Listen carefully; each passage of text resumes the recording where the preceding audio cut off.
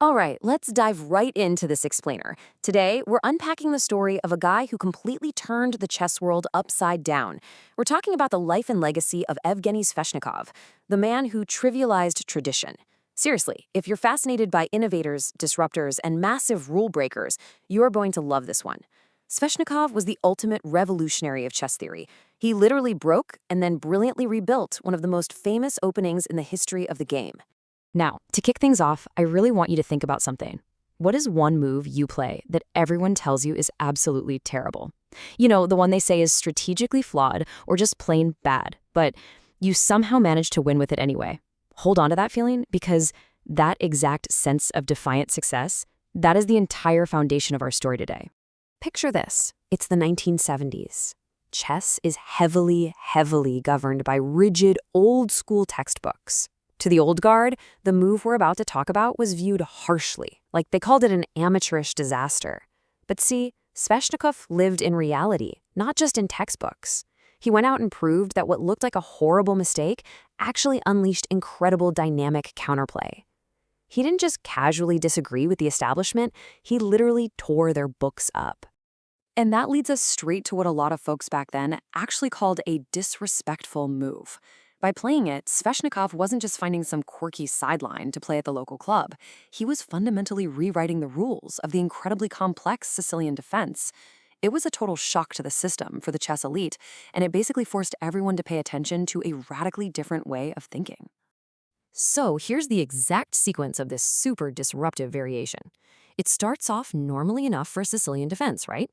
e4, c5, knight f3, knight c6, d4, c takes d4, knight takes d4, knight f6, knight c3, seemingly following the standard script. But then comes the climax on move 5. Black plays the shocking, totally controversial, pawn to e5. In the classical era, pushing that pawn forward so early just wasn't done. It was honestly like committing a cardinal sin, right there on the board. The direct consequence of that fifth move is what chess players call the d5 hole. It leaves behind this backward, undefended pawn on d6. Now, to the traditionalists of the 1970s, looking at this pawn structure was like looking at absolute strategic suicide. You're basically handing your opponent a permanent, glaring weakness on a silver platter. Conventional wisdom loudly stated that this kind of long-term structural damage was simply unforgivable.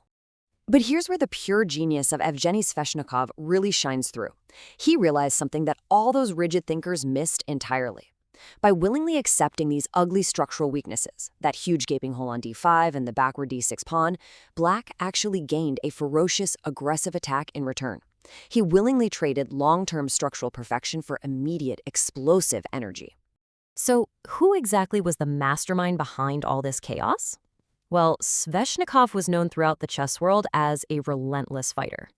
In an era dominated by really quiet, studious grandmasters, he was essentially the punk rocker of chess theory.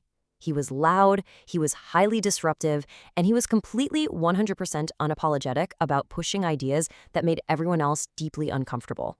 You know, unlike a lot of standard grandmasters of his day who were totally content with playing it safe and agreeing to quick, boring draws, Sveshnikov was just built differently. He was uncompromising, fiercely competitive, and yeah, sometimes even a bit abrasive. His only interest was proving his radical theories right there on the board by beating you with them. He wasn't there to make friends, right? He was there to win the argument. Now, don't let that punk rocker label fool you into thinking he was undisciplined. Sveshnikov was the ultimate professional. He absolutely lived and breathed the game. He was constantly traveling for competitions all over the globe, organizing massive tournaments to help grow the sport, and on top of that, he was a remarkably prolific author, writing extensive books to rigorously document his groundbreaking ideas for future generations. Beyond his intense fighting spirit, he was a true pioneer in how the game is actually studied. Sveshnikov wasn't just some wild rebel randomly chucking pieces around the board. He was literally one of the first true architects of modern, deep analytical preparation. He treated chess openings like a rigorous science.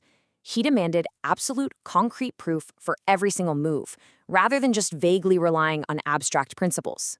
So instead of just winging it over the board with a momentary flash of inspiration, he used his own intense home preparation to spring massive traps on top-tier opponents. He'd study these controversial, chaotic positions in the quiet of his home, find the hidden venom, and then unleash it against grandmasters who smugly thought they were just punishing some amateurish mistake. And honestly, this brilliantly illustrates his ultimate vindication.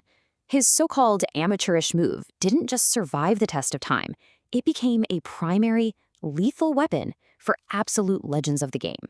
We're talking world champions like Garry Kasparov, Vladimir Kramnik, and Magnus Carlsen. They all fully adopted the Sveshnikov variation to win intensely difficult matches at the very highest level of human achievement. The impact of his innovation is permanent. Even today, literally decades after he first shocked the global chess establishment, this specific variation remains one of the most critical and fiercely contested battlegrounds in all of modern professional chess.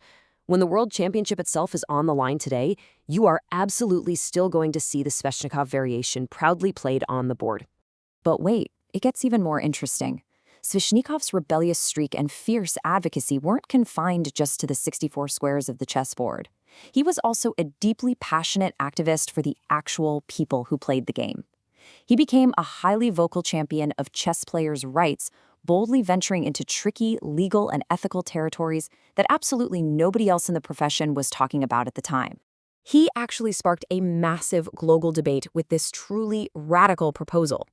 Sveshnikov demanded that chess players should receive intellectual property royalties for inventing new opening moves. He believed that if a chess player creates a theoretical innovation, it's an act of intense intellectual labor, and they essentially deserve a copyright on that move, just like a musician gets for writing a song. Now, as you might guess, international copyright law does not recognize chess moves as protectable intellectual property, and Sveshnikov didn't manage to rewrite international law. However, his controversial and incredibly public stand forced the entire chess world to deeply discuss the true value, ownership, and professionalization of chess intellect. He made people question the literal monetary worth of a great idea in a way they never, ever had before. Right up to his passing in 2021, Sveshnikov's legendary status was well cemented. He wasn't just a guy who happened to invent a good opening back in the 70s. His legacy remained that of an eternal seeker of truth. He was the great iconoclast, someone who fearlessly tears down established, unexamined beliefs to systematically find what actually works in the harsh light of reality. Even into his later years, he remained a constant student of the game. He never stopped evolving. Right up until his twilight years, he was always eager to test brand new ideas while painstakingly refining his classic theories. He absolutely refused to let his brilliant mind become as rigid as those outdated textbooks he once so famously destroyed. If there is one core philosophy to take away from this explainer today, it's this. He will forever be remembered as the man who proved that you shouldn't blindly trust what the textbooks tell you. Conventional wisdom is only wise until someone bold enough comes along and objectively proves that it isn't. Evgeny Sveshnikov firmly believed that if you have a genuine passion for an idea, or in his specific case, a certain chess position, you have the absolute right to test it against the very best. You don't need permission from established authorities to prove that your unconventional approach works. You just have to be willing to get into the arena and fight for it. So, as we wrap up this explainer, I want to leave you with one final provocative thought. Taking direct inspiration from the punk rocker of chess theory himself, how will you boldly challenge the rigid textbooks and conventional wisdom in your own life today? Thanks so much for joining me on this deep dive, and I'll catch you in the next explainer.